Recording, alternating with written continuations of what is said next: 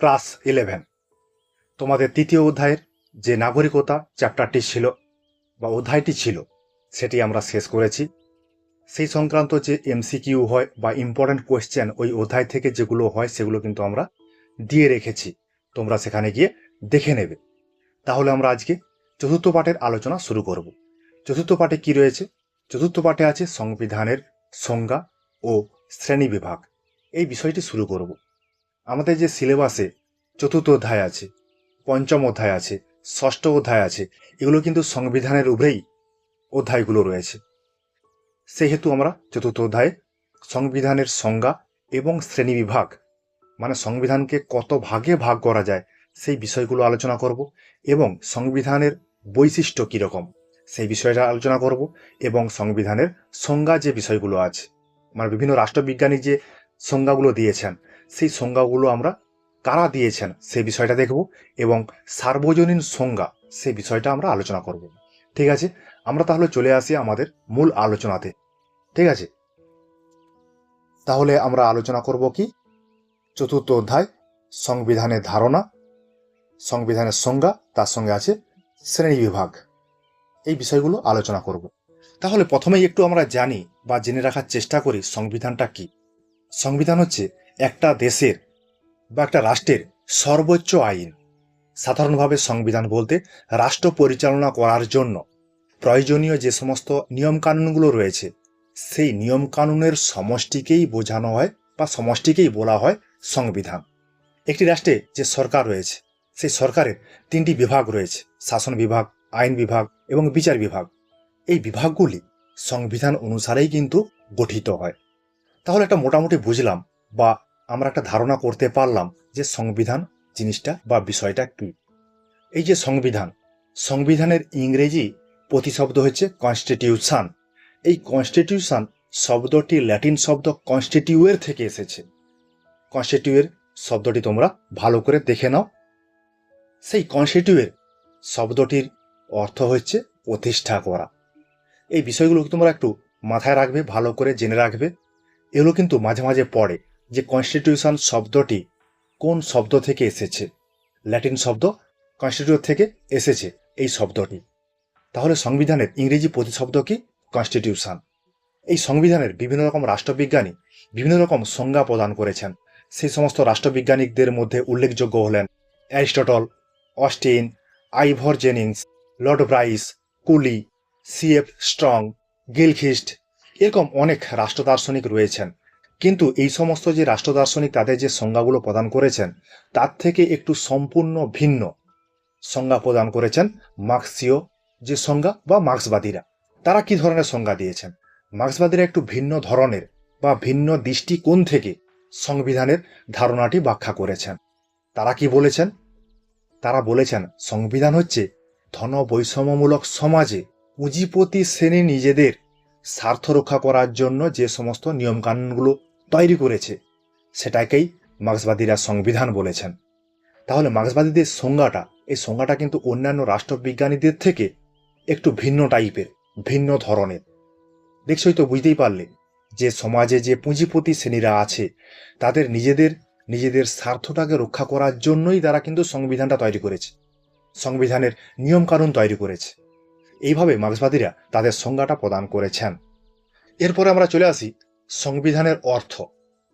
সংবিধানকে দুটি অর্থে বিভক্ত করা যায়, একটি ব্যাপক অর্থে আর একটি হচ্ছে সংকীর্ণ অর্থে। তাহলে ব্যাপক অর্থে সংবিধান কি এবং সংকীর্ণ অর্থে সংবিধান কি, এ দুটো বিষয় আমাদের একটু জানতে হবে। তাহলে ব্যাপক অর্থে যে সংবিধানটা সেটা হচ্ছে যে কোনো রাষ্ট্রের শাসন ব্যবস্থা পরিচালনা করার জন্য লিখিত এবং অলিখিত নিয়মকানুনের সমষ্টি। লিখিত এবং অলিখিত নিয়মকানুনের সমষ্টি। এই যে লিখিত এবং অলিখিত এই বিষয়টা কিন্তু আমরা পরে বুঝব, পরের পাঠে আলোচনা করব। ঠিক আছে, তাহলে লিখিত নিয়মকানুনটা কি? লিখিত নিয়মকানুন বলতে একটা রাষ্ট্রের সর্বোচ্চ আইনকে বোঝায়। অন্যদিকে অলিখিত নিয়মকানুন বলতে দেশের অভ্যন্তরে যে সমস্ত রীতিনীতি, প্রথা, আচার আচরণ, অনুষ্ঠান রয়েছে সেগুলোকেই বোঝানো হয়। এটা গেল তাহলে ব্যাপক অর্থে সংবিধান। এবার আসি আমরা সংকীর্ণ অর্থে সংবিধানটা কি। সংকীর্ণ অর্থে সংবিধান বলতে কেবল রাষ্ট্রের লিপিবদ্ধ মৌলিক নিয়মকানুনকে বোঝায়। তাহলে আমরা ব্যাপক অর্থে কি জেনেছিলাম? লিখিত এবং অলিখিত এ দুটো বিষয়। কিন্তু যখন আমরা সংকীর্ণ অর্থে সংবিধান বলছি তখন কি বলছি? লিখিত নিয়ম কানুন। এই যে সংকীর্ণ অর্থে বা সংকীর্ণ দৃষ্টিভঙ্গিতে যে সংবিধানটা, এখানে আইন বিভাগ প্রণীত যে আইন, তার থেকে কিন্তু সাংবিধানিক আইনটাকেই বেশি গুরুত্ব দেওয়া হয়। কারণ কেন? কারণটা হচ্ছে এখানে সংবিধানটা লিখিত সংবিধান। সেই লিখিত সংবিধান বলতে সংবিধানের নিয়ম কানুনটাকেই কিন্তু মূল বোঝানো হয়েছে। কারণ কেন? কারণ হচ্ছে এখানে সাংবিধানিক আইনের মূল বিষয়টাকেই বোঝানো হয়েছে। লিখিত মানেই সেখানে সংবিধান থাকবে, লিখিত সংবিধান। সেই সংবিধানের থেকে কিন্তু কোনোভাবেই আইনসভা প্রণীত আইনে তেমন কোনো গুরুত্ব নেই।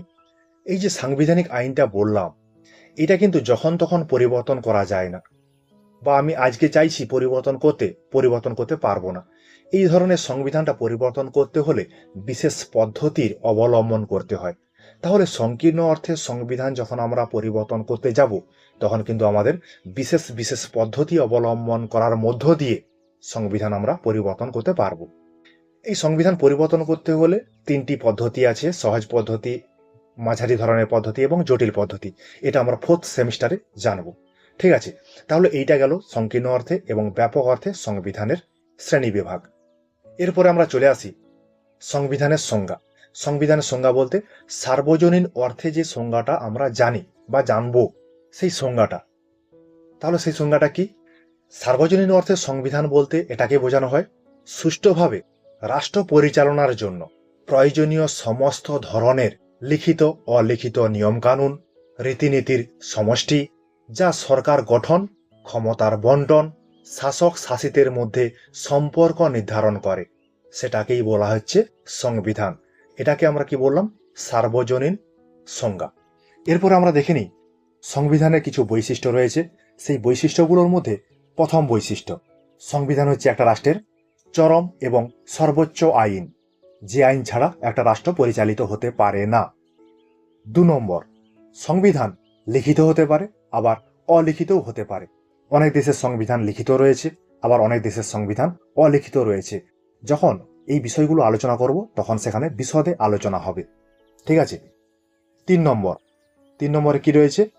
সরকারের যে বিভিন্ন বিভাগ রয়েছে, শাসন বিভাগ, আইন বিভাগ, বিচার বিভাগ, এই বিভাগগুলি এবং তার গঠন, তার কার্যাবলী, ক্ষমতা কিংবা সরকার এবং নাগরিকদের মধ্যে সম্পর্ক কেমন হবে, এ সমস্ত কিছুই কিন্তু সংবিধান নির্ধারণ করে। এটা গেল 3 নম্বর।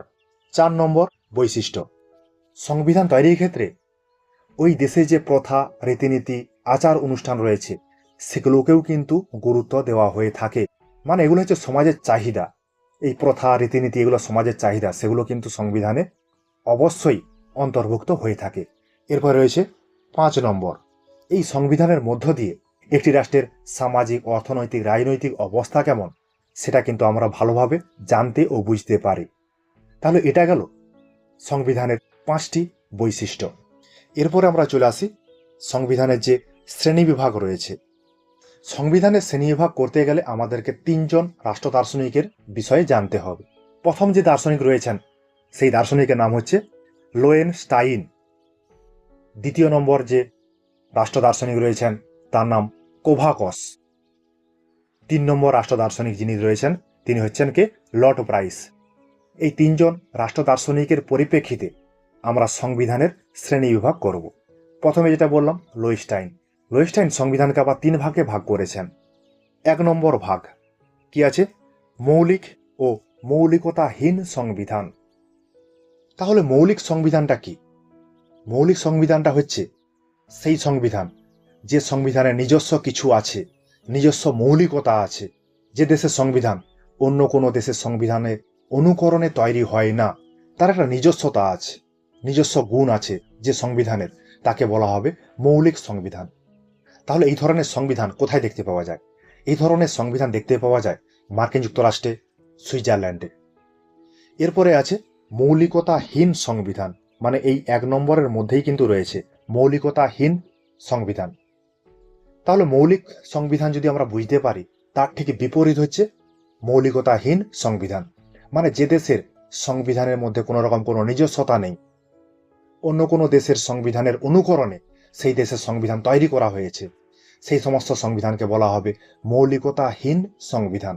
যেমন আমাদের ভারতবর্ষের সংবিধান, যেমন শ্রীলঙ্কার সংবিধান।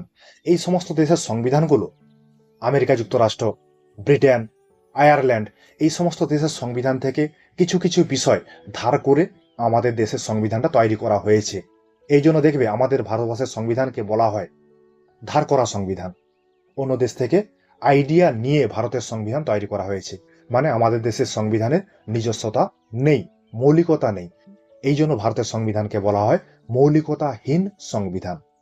এরপরে চলে আসি আমরা 2 নম্বরে, মানে লোয়েস্টাইনের যে 2 নম্বর যে সংবিধানের শ্রেণীবিভাগ করেছেন সেটা কি কি? নীতি সংবদ্ধ ও আদর্শ সংবিধান।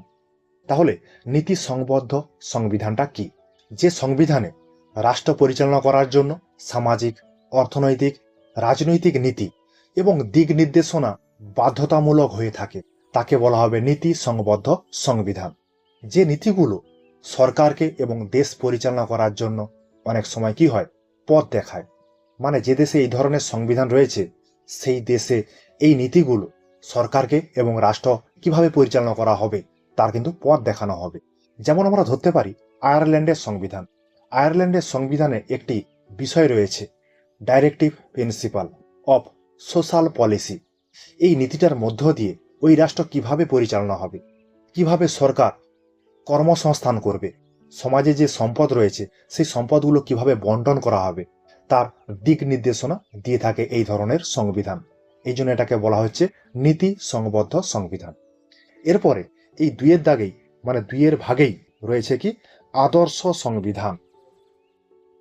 যে সংবিধান কোনো একটি নির্দিষ্ট রাজনৈতিক দর্শন, মতাদর্শ বা ইস্তেহারের উপর ভিত্তি করে তৈরি করা হয়ে থাকে এবং পুরো রাষ্ট্র ব্যবস্থাটাকে সেই আদর্শের ছাঁচে পুরো ঢেলে সাজানো হয়, তাকে বলা হবে আদর্শ সংবিধান।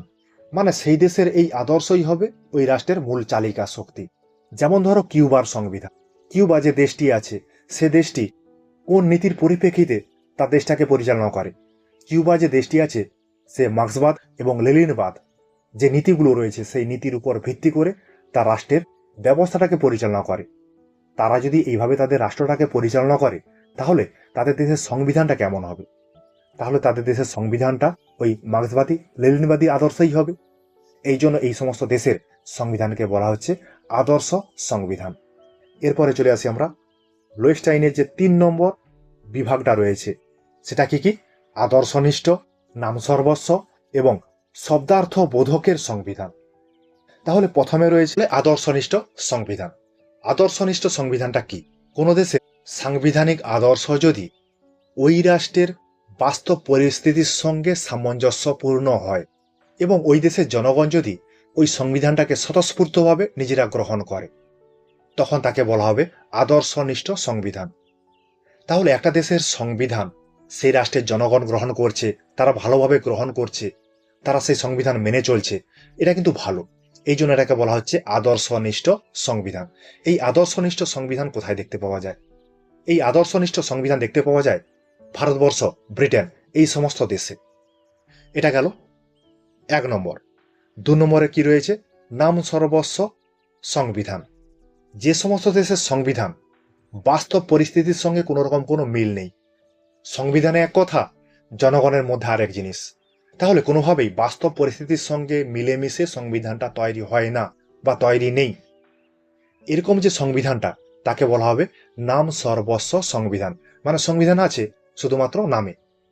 এই নাম সর্বস্ব সংবিধান দেখতে কোথায় পাওয়া যায়? এই নাম সর্বস্ব সংবিধান দেখতে পাওয়া যায় দক্ষিণ কোরিয়াতে।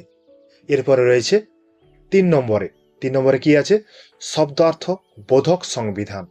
যে সমস্ত দেশের সংবিধান শুধুমাত্র প্রচলিত যে ক্ষমতা রয়েছে সেই ক্ষমতাগুলিকে কেন্দ্র করেই রাষ্ট্র ব্যবস্থাটা টিকে থাকে, সেই সমস্ত দেশের সংবিধানকে বলা হবে শব্দার্থবোধক সংবিধান। দেখো যেমন হচ্ছে মিশর, ইরাক, ইরান এই সমস্ত দেশে যারা সরকারে আসে তারা ক্ষমতা প্রয়োগের মধ্য দিয়ে তারা নিজেরাই নিয়ম কানুন তৈরি করে। যেমন আমরা দেখেছি উত্তর কোরিয়া, কিম জং, তার মুখের কথাই শেষ কথা। তাহলে এই সমস্ত দেশে শব্দার্থবোধক সংবিধান দেখা যায়, যেখানে ক্ষমতা যার আছে তিনি যা বলবেন সেটাই কিন্তু শেষ কথা। ঠিক আছে, এটা গেল লোয়েস্টাইনের মতে সংবিধানের শ্রেণীবিভাগ। এরপরে আমরা আসি কোভাকস।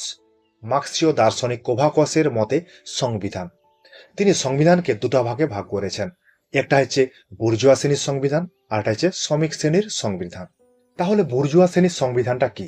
যে সমস্ত সংবিধানে বুর্জোয়া শ্রেণী, পুঁজিপতি শ্রেণী, ধনিক শ্রেণী তাদের স্বার্থ রক্ষা করার জন্যই তৈরি হয়, এবং যেখানে ব্যক্তিগত সম্পত্তিকে সর্বোচ্চ স্তরে নিয়ে যাওয়া হয়, সেই সমস্ত দেশের সংবিধানকে বলা হবে বুর্জোয়া সংবিধান।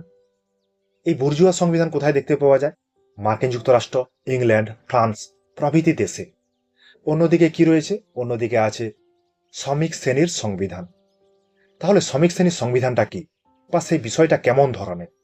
বুর্জোয়া শ্রেণীর সংবিধান যেটা পড়লাম তার ঠিক বিপরীত একটি সংবিধান শ্রমিক শ্রেণীর সংবিধান। যে সমস্ত দেশের সংবিধানে বুর্জোয়া শ্রেণী তাদের যে সম্পত্তি রয়েছে, তাদের যে ব্যক্তিগত সম্পত্তি রয়েছে, সেগুলির বিলুপ্তি হবে। বিলুপ্তি করার মধ্য দিয়ে সাধারণ শ্রমিক, কৃষক, মেহনতি মানুষের অধিকার প্রতিষ্ঠিত হবে, সেই সমস্ত দেশের সংবিধানকে বলা হবে শ্রমিক শ্রেণীর সংবিধান। যেমন কোথায় রয়েছে? চীনে রয়েছে, কিউবাতে রয়েছে, সোভিয়েত ইউনিয়নে রয়েছে, মানে পূর্বতন সোভিয়েত ইউনিয়ন, যেটা এখন বর্তমানে রাশিয়া নাম ধারণ করেছে। তাহলে এই সমস্ত দেশে শ্রমিক শ্রেণীর সংবিধান দেখতে পাওয়া যায়। তাহলে আমরা দুজন রাষ্ট্র দার্শনিকের সংবিধানের শ্রেণীবিভাগ জানলাম, কে কে? লোয়েস্টাইন এবং কোভাকস। এরপর আমরা 3 নম্বর যে রাষ্ট্র দার্শনিক রয়েছেন, তিনি কিভাবে সংবিধানকে শ্রেণীবিভাগ করেছেন, সেই রাষ্ট্র দার্শনিক হলেন লর্ড ব্রাইস। তিনি সংবিধানকে প্রথমে দুভাগে ভাগ করেছেন, প্রকৃতিগত দিক থেকে আবার সংশোধনগত দিক থেকে। প্রকৃতিগত দিক থেকে আবার দুভাগে বিভক্ত করেছেন, একটা হচ্ছে লিখিত সংবিধান, অন্যটি অলিখিত সংবিধান। আবার যেটা সংশোধনগত দিক থেকে ভাগ করেছেন, সেটাকে আবার দুটো ভাগে ভাগ করা যায়। কি কি? দুষ্পরিবর্তনীয় সংবিধান, আবার সুপরিবর্তনীয় সংবিধান। তাহলে আমাদের সিলেবাসে যে বিষয়টা পড়তে হবে, মানে সংবিধানে যে শ্রেণীবিভাগ, যে বিষয়টা আমরা পড়বো, জানবো, সেটা কিন্তু এই লর্ড ব্রাইসের দেওয়া শ্রেণীবিভাগ আমাদের পড়তে হবে। আমরা লিখিত সংবিধান কাকে বলে, অলিখিত সংবিধান কাকে বলে, দুষ্পরিবর্তনীয় সংবিধান কাকে বলে, সুপরিবর্তনীয় সংবিধান কাকে বলে, এবং এই সংবিধানগুলোর বৈশিষ্ট্য পড়তে হবে, দোষগুণ পড়তে হবে, সুবিধা অসুবিধা পড়তে হবে। এই বিষয়গুলো আমরা ছোট ছোট করে একটু একটু করে বিষয়গুলো দেখব। ঠিক আছে, আজ এতটা পর্যন্তই। তোমাদের তাহলে কি কি বিষয় আলোচনা করা হলো? সংবিধানের শ্রেণীবিভাগ, সংবিধানের বৈশিষ্ট্য, সংবিধানের সার্বজনীন সংজ্ঞা, এবং সংবিধান শব্দটা কোথা থেকে এসেছে। ঠিক আছে, তোমরা দেখবে, পড়বে, বন্ধু বান্ধবদের সঙ্গে আলোচনাগুলো শেয়ার করবে। যারা এখনো পর্যন্ত এই চ্যানেলে যোগ দাওনি তারা অবশ্যই যোগ দিয়ে দেবে। ঠিক আছে, তোমাদের জন্য আমার এই কিঞ্চিত প্রয়াস।